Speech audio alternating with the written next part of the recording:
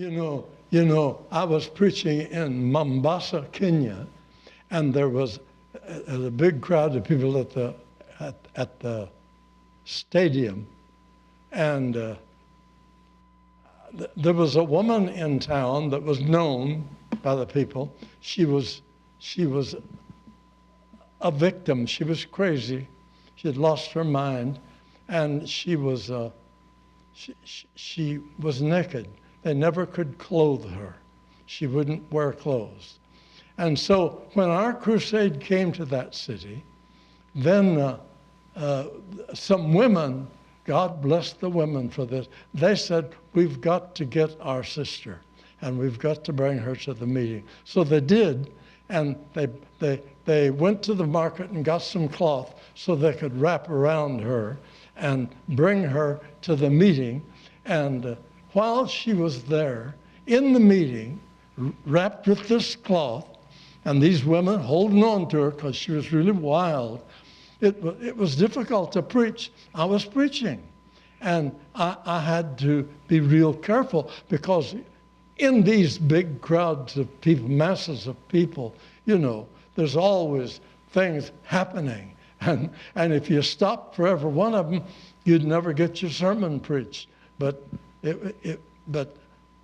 I kept on preaching, and the people wondered why I didn't stop. I said, I'm going to keep preaching, because the power of the Word of God will bring deliverance to that woman. While she was screaming and trying to disturb me, I turned around. I said something that I had never said before. I said, poor devil, like that. And it made a hush over everybody. They had never heard that statement, and especially the preachers. They had never heard that statement. And I knew right quick I had blundered. I had overstepped the line. So I turned around and I said, pastors, I didn't mean to be flippant or cocky. I just felt sorry for the devil, because the poor devil knows that we are his boss, and he will have to leave that woman, because believers have brought him into this crowd of people.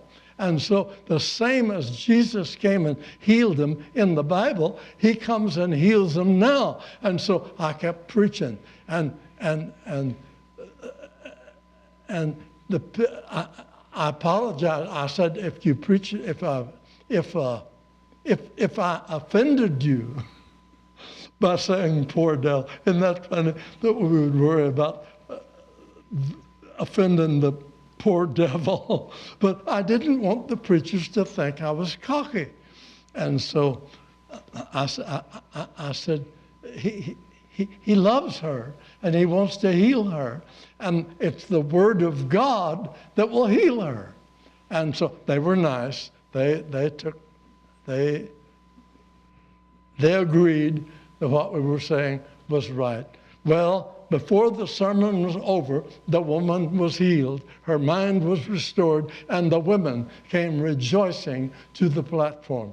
Isn't that a beautiful testimony? That's a witness that Jesus Christ was in Mombasa, Kenya, just the same as he's here today there with you. He loves you, he believes in you, and he believes in your witness. Those women, they probably weren't educated women. They were probably poor women, just struggling to make a living and to feed their children and to keep their house. But Jesus believed in them, that they could be his witness, and he would be, the woman would be healed, because they would give the right witness to her.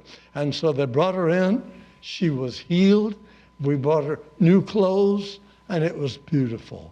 Now that's what God wants to do, and that's what redemption is all about.